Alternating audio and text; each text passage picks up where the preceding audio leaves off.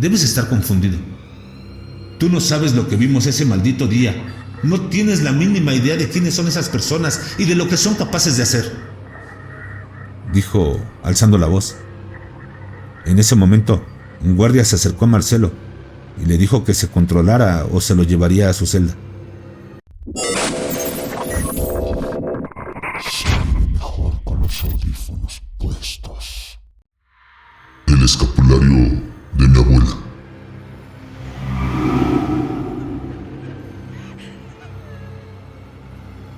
Había decidido comenzar mi banda de rock con algunos de mis compañeros de la escuela, y a pesar de no ser muy buenos músicos, tuvimos bastante apoyo de nuestras familias y amigos. Así que comenzaron a invitarnos a tocar en algunos restaurantes y a uno que otro evento de caridad. La banda poco a poco se fue dando a conocer y tuvimos nuestras primeras presentaciones fuera de la ciudad. Todo marchaba viento en popa hasta aquel misterioso día. Ese día en que al terminar una de nuestras presentaciones se acercó un hombre a nosotros y después de felicitarnos por nuestra actuación, se presentó como Antonio y dijo ser representante de varios artistas famosos de nuestra época. Al escucharlo, no pudimos evitarlo y comenzamos a burlarnos de él. Él, bastante tranquilo, arqueó la ceja para después sonreír de una manera bastante tenebrosa. Sacó de su elegante saco un par de fotografías donde se le podía ver rodeado de actores, cantantes y músicos famosos con los cuales soñábamos codearnos y ser como ellos. Antonio nos invitó a cenar a un costoso restaurante de la zona, pero nos pidió que no lleváramos ropas blancas ni nada que tuviera que ver con religión. Esto lo dijo señalando al escapulario que llevaba en mi cuello, pues él llevaría a un cantante famoso para que pudiéramos conocerlo, y al ser este ateo, podríamos incomodarlo. Todos aceptamos encantados. El hombre se despidió y dijo que fuéramos puntuales, pues tanto él como su equipo odiaban la impuntualidad. Nos fuimos al hotel y nos dimos una ducha. Nos pusimos nuestras mejores ropas para dar una buena impresión. Estaba por cerrar la habitación cuando uno de mis compañeros se percató de que aún llevaba puesto el escapulario. Entré nuevamente a la habitación para dejarlo, pero justo al querérmelo quitar, recordé la promesa que le había hecho a mi abuela en su lecho de muerte, que por nada del mundo me quitaría mi escapulario que me había regalado al nacer. Así que solamente me cambié de camisa y me puse una de cuello alto para cubrirlo. Así, el famoso no se incomodaría y yo no incumpliría mi promesa. Tomamos un taxi y nos fuimos al restaurante. Llegamos algunos minutos antes y nos sorprendió ver que ya estaban esperándonos ahí. Me quería volver loco al ver la sorpresa que nos tenía Antonio, pues la persona que se encontraba con él era nada más y nada menos que el hombre que me inspiró a dedicarme a la música. Evito decir su nombre porque quiero evitar represalias hacia mí o a alguno de mis familiares. Antonio me hizo una seña para que nos acercáramos y mi ídolo se acercó a saludarme. Pero al darme un abrazo, este soltó un grito de dolor que hizo que todos los comensales voltearan a vernos en simultáneo. Antonio me gritó enfurecido: «Traes esa maldita cosa colgada en el cuello, ¿verdad, Abraham?» Lo siento, olvidé quitármelo. Me siento muy apenado. Ustedes, chicos, pueden quedarse», dijo refiriéndose a mis compañeros. «Pero tú, Abraham, quiero que te largues ahora mismo de aquí». Bastante avergonzado, salí corriendo del lugar. No podía creer que hubiera echado a perder la oportunidad de mi vida. Estaba buscando un lugar donde sentarme para esperar a que salieran y tratar de arreglar las cosas. Pero no habían pasado ni 10 minutos cuando llegó una ambulancia al lugar y vi cómo sacaban a mi ídolo en una camilla rumbo al hospital. Me fui al hotel a esperar a mis compañeros sintiéndome culpable, pues lo más seguro es que yo le hubiera provocado algún tipo de disgusto bastante fuerte y por eso habían tenido que llamar a emergencias. Al poco tiempo llegaron mis compañeros y sin decirme una sola palabra comenzaron a sacar mis cosas para ponerlas en mi maleta. Al terminar, me dieron algo de dinero y me pidieron que regresara a casa, pues ellos firmarían un contrato millonario al día siguiente y la única condición que les habían puesto era que me dejaran fuera de la banda. No hice el intento por quedarme. Sabía perfectamente que yo había sido el culpable de todo lo ocurrido. Tomé mis cosas y me fui a la central de autobuses. Afortunadamente no tuve que esperar mucho. Cuando avisaron por el altavoz que mi autobús estaba por salir, me apresuré a comprar un refresco y algunas golosinas y me subí al autobús. Mientras subían el resto de los pasajeros, el chofer encendió la radio y después de 2 canciones anunciaron que el cantante con el que yo había tenido el inconveniente se encontraba muy delicado de salud, pues este había sufrido un infarto debido a las quemaduras que tenía en su pecho. Me quedé helado al escuchar aquello, pues no entendía qué demonios había pasado. Después de viajar durante toda la noche, llegué muy temprano a mi ciudad, así que no quise despertar a mis padres para que fueran por mí. Tomé un taxi y me fui a casa. Mi madre se sobresaltó al verme llegar y al preguntarme qué hacía ahí, le conté todo. Ella me pidió que me sentara y la escuchara con atención. Comenzó a relatarme la historia detrás de mi escapulario. Me dijo que su madre, mi abuela, era una especie de vidente, pues mi madre ni siquiera estaba enterada que estaba embarazada cuando mi abuela se lo dijo. Y no solo eso, también le había dicho que sería un niño. Cuando yo nací, mi abuela llegó al hospital con el escapulario, pues aseguraba que yo me enfrentaría a fuerzas muy oscuras, y curó mi escapulario por 9 meses para protegerme del mal. Creo que mi madre decía eso solo para reconfortarme, pero al pasar el tiempo me di cuenta de que en verdad tenía razón. La banda de mis amigos alcanzó una fama impresionante. A los pocos meses de haber firmado, todos se cambiaron del vecindario y se fueron a vivir a costosas residencias. Su música sonaba en todos lados. Todo era lujo y riquezas para ellos. Honestamente, jamás sentí envidia alguna. Al contrario, me alegraba bastante que les fuera tan bien, pues yo, mejor que nadie, sabía que siempre habían luchado para alcanzar sus sueños. Pero todo dio un giro radical. Luego de que Marcelo, el vocalista de la banda, se casara con una joven y hermosa actriz a la cual llamaremos Nicole. Después de eso, su carrera se fue a la basura. Recibieron un sinfín de demandas y los excesos fueron acabando con cada uno de los integrantes, pues todos murieron de manera trágica y horrible. El único que aún se mantiene con vida es Marcelo, pues él se encuentra preso, acusado del homicidio de Nicole. Marcos se suicidó al lanzarse del 7º piso en un hotel en Venecia. Carlos fue asesinado de 40 puñaladas por una prostituta, y al interrogarla por qué había cometido tan salvaje acto, la mujer aseguró que Carlos se había convertido en cabra. Creyendo que se había tratado de una alucinación por estar bajo los efectos de alguna sustancia, le hicieron infinidad de estudios y todo el departamento de policía se quedó helado al ver que en la sangre de la chica no había ni una gota de alcohol o de cualquier otra sustancia que la hubiera llevado a cometer dicho crimen. Axel murió en un aparatoso accidente.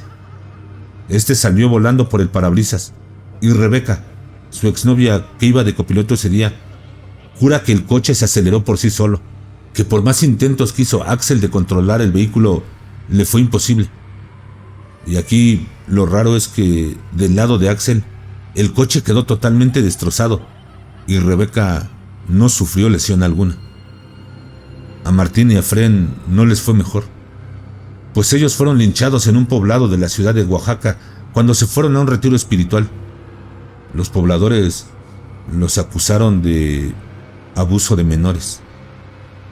Creo firmemente que el escapulario de mi abuela realmente me protegió de un trágico final, y he tenido ganas de visitar a Marcelo en prisión y preguntarle qué era exactamente lo que decía el contrato y qué parte fue la que incumplieron para tener ese horrible final. Después de pensarlo por algún tiempo, por fin me armé de valor para ir a visitar a Marcelo. Me fui sin avisarle a nadie, pues sabía perfectamente que mis padres se opondrían a que realizara dicha visita. Así que muy temprano me alisté y me fui rumbo a la prisión. Desde que llegué, hubo una serie de cosas que por poco y hacen que saliera despavorido de aquel lugar, pues intentaron varias veces de forma insistente en que me quitara mi escapulario. Sé que hay reglas en esos lugares, pero por Dios, ¿en qué podría afectar si yo vería a mi amigo con un cristal de por medio? Después de algunos intentos, por fin logré pasar, y no estaba preparado para lo que estaba a punto de ver y escuchar. Esperé por algunos minutos, cuando el ruido de la reja al abrir hizo que levantara la mirada, y fui ahí que me encontré con la escena más deprimente de mi vida. Pues ahí estaba Marcelo, con varios kilos menos y encadenado de pies y manos como si fuera un animal. Su rostro reflejaba que llevaba varios días sin dormir. Su piel amarillenta y sus ojos hundidos lo hacían parecer enfermo. Al verme, no pudo evitar derramar algunas lágrimas. «¿Pero qué demonios haces aquí, Abraham?», dijo bastante sorprendido. «Tenía muchas ganas de verte, amigo. Después de cómo te tratamos, ¿aún te interesa saber cómo estoy? ¿Por qué?». «Ya, olvídalo. Eso quedó en el pasado. Sé perfectamente que yo fui el único culpable de que me echaran de la banda, y era obvio que no dejarían pasar semejante oportunidad. Ay, Abraham, ojalá todos hubiéramos desobedecido aquel día y nada de esto estuviera pasando. Pero ¿qué fue exactamente lo que pasó? Si todo les estaba saliendo de maravilla». «No lo creerías. ¿Por qué no lo intentas? A lo mejor yo puedo ayudarte». «Nadie puede ayudarnos», respondió con una inmensa tristeza. Pero al verme tan decidido, accedió a contarme todo de no muy buena gana. Dijo que las señales habían sido tan obvias desde el principio, pero que la ambición fue más fuerte que ellos. «De verdad que no te entiendo, Marcelo, me confundes bastante. Mira, primero que nada, tienes que jurarme que no harás nada para tratar de ayudarme, pues no soportaría cargar con tu muerte también. Tranquilo, no haría nada que te pusiera en peligro a ti o a tu familia». Después de que Antonio te corriera del restaurante, el chico que lo acompañaba comenzó a sentirse bastante mal. Antonio abrió su camisa y tenía una enorme quemadura en su pecho y cayó desplomado ante nosotros. En ese momento, el personal del restaurante llamó a emergencias, pero a Antonio parecía no importarle, pues lo dejó tirado en el suelo, sin ni siquiera mover un dedo para apoyarlo. Nos pidió que nos sentáramos y sacó de entre sus ropas una especie de pergamino muy antiguo. Estaba muy amarillento y desprendía un singular olor a azufre. En ese momento, parecía como si todo a nuestro alrededor se hubiera detenido. Parecía como si hubiéramos entrado en otra dimensión. No sé si me entiendas», me decía al verme tan confundido. Asentí con la cabeza para que siguiera con su relato. «Antonio nos prometió fortuna, fama y una larga vida rodeados siempre de riquezas y lujos. Pero a cambio, tendríamos que entregar algo insignificante para poder recibir todos aquellos beneficios». «¿Y qué es eso tan insignificante que les pidió?». «Él nos pidió, te lo juro, de verdad, él nos pidió el alma de cada uno de nosotros». «¿Pero qué demonios? ¿Qué tiene eso de insignificante? Por Dios, eso es algo muy grave», respondí alterado. «Así es, pero en ese momento no lo sabíamos. Para él fue tan fácil engañar a unos muchachitos sedientos de fama. Nos explicó que al morir, nuestra alma quedaría vagando por la eternidad, y al que llamamos nuestro Dios Todopoderoso no le importaba lo que pasara con nosotros, pues a diario moría gente inocente en el mundo. En cambio, al Señor de las Tinieblas, como le llamó a su jefe, él vive preocupado desde la oscuridad por los humanos. Es por eso que él manda a sus discípulos a que vinieran a la tierra a hacer algunos tratos para poder recoger y cuidar de las almas de los que él llama sus elegidos. Ese cabrón de Antonio nos hizo sentir aún más especiales, pues solo a las personas realmente famosas o con talentos extraordinarios podrían estar con ellos. Y cómo no creer en él, pues en nuestra mesa puso algunas pacas de dólares, unos cuantos centenarios, joyas y un lingote de oro del cual me enamoré al verlo. Llenos de avaricia, aceptamos de inmediato, sin detenernos a leer aquel pergamino, pues cada vez que intentábamos saber qué decía este, nos distraía con una nueva joya cada vez más grande y costosa. Marcos era el más desesperado en firmar y le pidió una pluma para sellar el trato. Antonio soltó una carcajada al escucharlo y le dijo que papeles tan importantes no podían firmarse con tinta.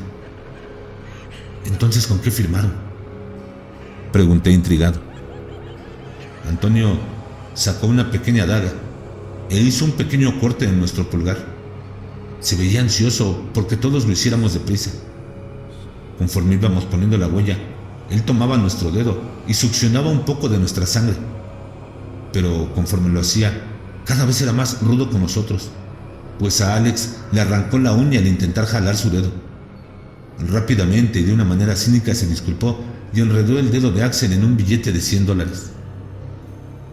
Todo volvió a la normalidad cuando comenzó a escucharse la ambulancia, y mientras revisaban al chico que aún seguía tirado en el suelo, Antonio nos dijo que nos preparáramos para la iniciación, que sería en un par de días, y que fuéramos a nuestro hotel a echarte, pues no eras una persona de fiar, ya que preferiste traer esa cosa de trapo colgada que no tiene ningún valor a tus amigos de toda la vida.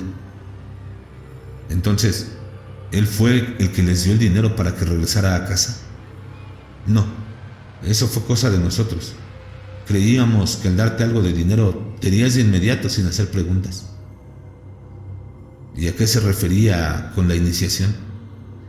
Eso, mi querido amigo, fue la peor parte. ¿Por qué? Al tercer día nos recogió en el hotel una camioneta bastante lujosa.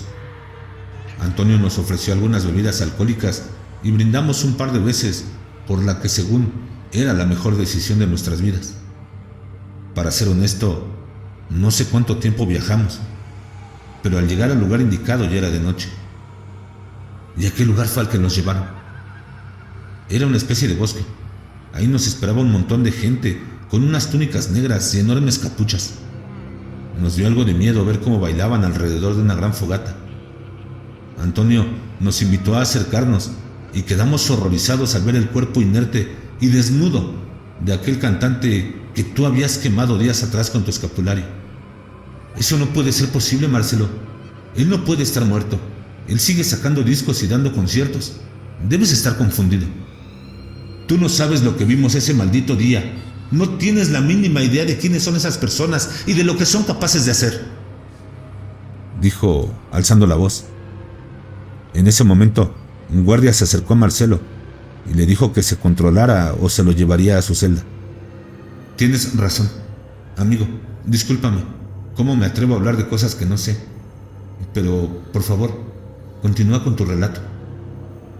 El cuerpo estaba sobre una base de madera y te parecerá extraño o incluso exagerado, pero la quemadura parecía una réplica exacta de tu escapulario, solo que 20 veces más grande, pues le cubría más de la mitad del pecho.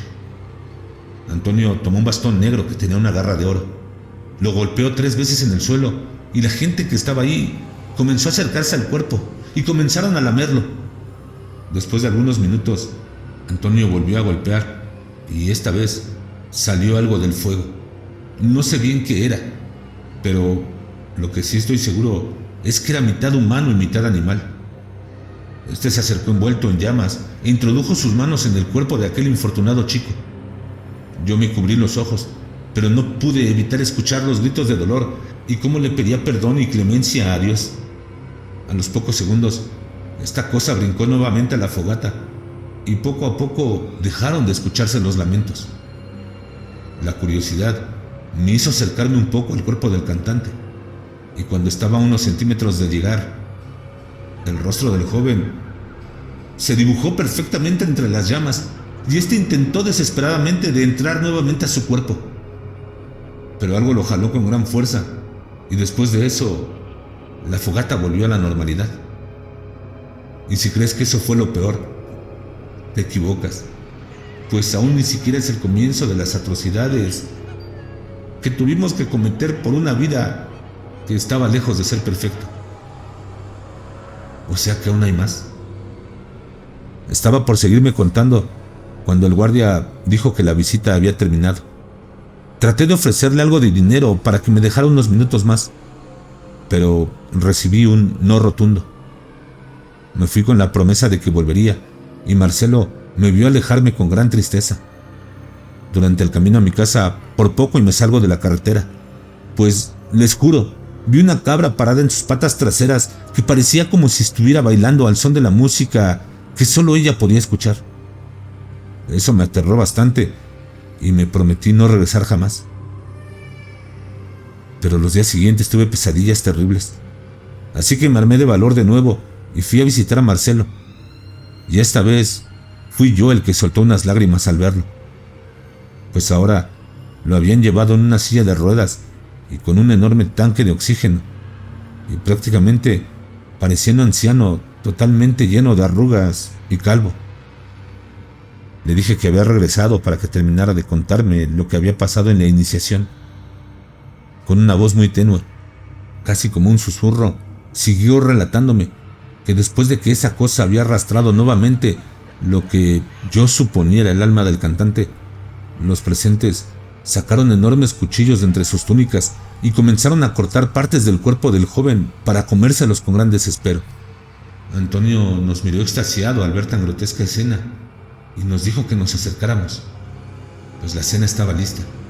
Yo no pude más y comencé a vomitar al ver cómo Marcos tomó un trozo de su brazo y comenzó a comérselo como si se tratara de un manjar. Al ver que me resistía, Antonio me tomó con una gran fuerza y me llevó al cuerpo del chico. Metió mi cabeza entre su abdomen y comenzó a restregarme una y otra vez entre sus vísceras. Yo traté de resistirme lo más que pude, aunque debo confesar que al tocar su carne con mi lengua no pude evitar probar cada parte de su cuerpo. Era algo tan delicioso. Él decía mientras se saboreaba al recordarlo. Antonio nos miró complacido al ver que todos comíamos gustosos, y la sorpresa fue mayor cuando los asistentes dejaron caer sus túnicas, y nos sorprendió ver que se trataba de artistas famosos, de artistas internacionales, actores, actrices, presentadoras de televisión, jugadores de fútbol. Incluso puedo asegurarte que ahí se encontraba más de un pastor, sin mencionar a los curas que también estaban presentes. Todos ellos, o mejor dicho, todos nosotros, terminamos en una orgía que paró al amanecer. Después de eso, los contratos comenzaron a llegar por montones. Nos entregaron un anillo, el cual nos identificaba como parte de los elegidos, dijo mientras acariciaba un anillo que portaba en la mano derecha. También nos dijeron que no podíamos adorar nada religioso, pues eso nos traería consecuencias muy graves, y ni pensar en ayudar a los necesitados con el dinero que ganábamos, pues también seríamos castigados cruelmente por eso. Fue ahí que entendí por qué los famosos se volvían tan egoístas y materialistas. Cientos de veces nos tocó ir a iniciaciones a diferentes partes del mundo. También fuimos testigos de cómo eran castigados al romper algunas de las reglas. Era tal la presión a la que se nos sometía que muchos terminaban en la locura, pero muchos fueron obligados a acabar con su propia familia. ¿A ti te obligaron a acabar con la vida de Nicole, Marcelo? No, yo jamás hubiera sido capaz de tocarle un solo cabello a ella. Prefería morirme antes de ponerle una mano encima, y eso lo sabían perfectamente. Por eso hicieron lo que hicieron con mi pobre Nicole. ¿Qué fue lo que pasó exactamente? A ella la conocí cuando fuimos a dar un concierto al país donde Nicole estaba grabando una película. Tocaron la puerta de mi camerino y ahí estaba ella, tan preciosa como un ángel. Desde ese día quedé perdidamente enamorado de ella. Rápidamente nos hicimos novios y fue ahí que comencé a quebrantar las reglas, pues Nicole venía de una familia sumamente religiosa y ella solía regalarme algunas joyas como rosarios de oro o alguna medalla de algún santo. ¿Y cómo es que a ti esas imágenes no te dañaban, Marcelo? Claro que lo hacían, pero jamás las toqué sin guantes. Creí que al no contárselo a nadie y al ser demasiado precavido, nada sucedería. Pero qué equivocado estaba, pues al pasar de los días fuimos testigos de actos terribles como sacrificios de niños, zoofilia, ofrendas a demonios que tengo grabadas en la memoria como si hubiera sido ayer. Y lo peor era que entre más aberrante, más lo disfrutaba. Pero no quiero que creas que soy un monstruo, mi querido amigo, pues Sentí morir el día que me obligaron a ofender a un familiar. ¿Y por qué rayos no te negaste? ¿Acaso crees que no lo intenté? Pero estaba escrito en el maldito contrato. Así que no tenía elección, pues de lo contrario, ellos elegirían por mí. Vi cómo su rostro se llenaba de terror al relatarme cómo él había elegido a su primo hermano como ofrenda. Lo invitó a su gira por Europa y después de su último concierto lo embriagó para después entregárselo a esos malditos seres. Marcelo trató de resistirse a ir con ellos, pues les gritaba enfurecido que él ya había cumplido con su parte del trato.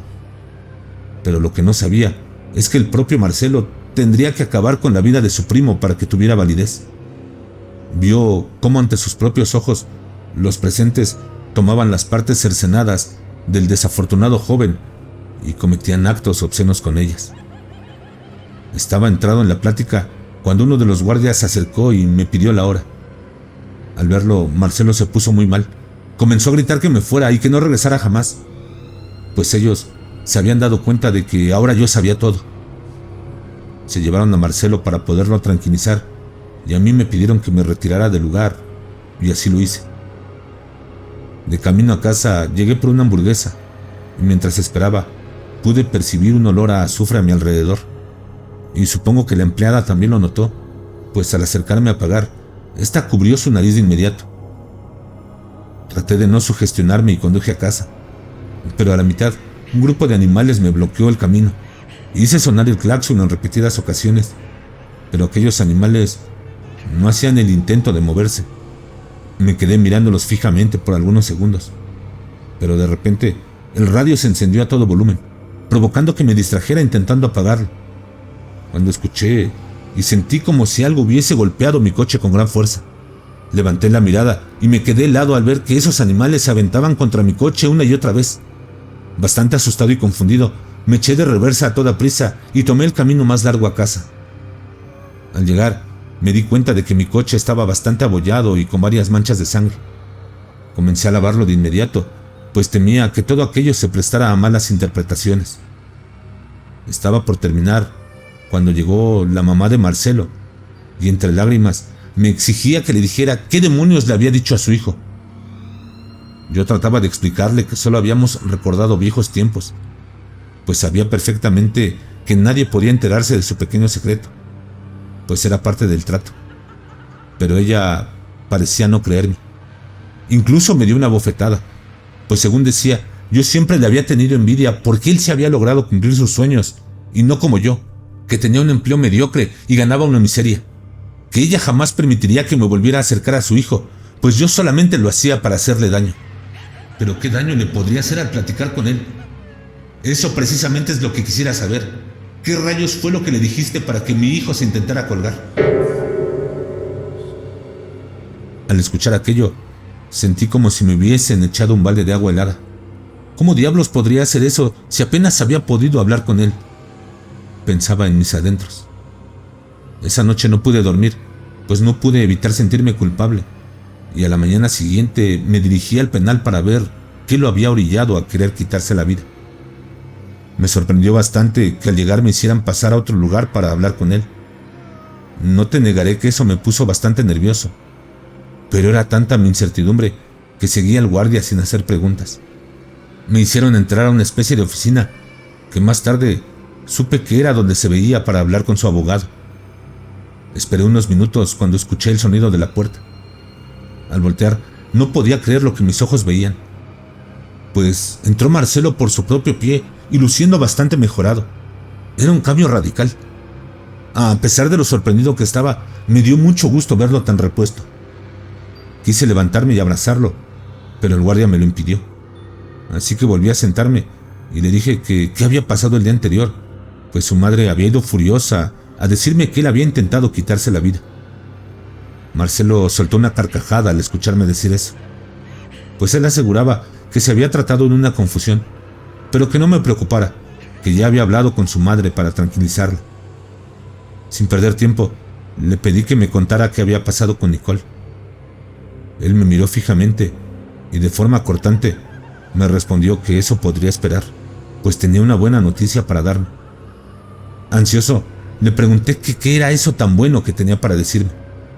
Pues mira, Abraham, saldré libre en unos cuantos días, pues he logrado romper con ese maldito contrato. Antonio vino a verme después de que te fuiste y dijo que ya no sería uno más de los elegidos. Y eso me ha puesto tan feliz y me gustaría pedirte un enorme favor. Claro, amigo, el que quieras, respondí tontamente. He estado alejado tanto tiempo de Dios que me he olvidado por completo de rezar, y al ser tú tan religioso, me gustaría que hiciéramos oración juntos en este momento. Quiero agradecerle a Dios porque sé que me ha perdonado.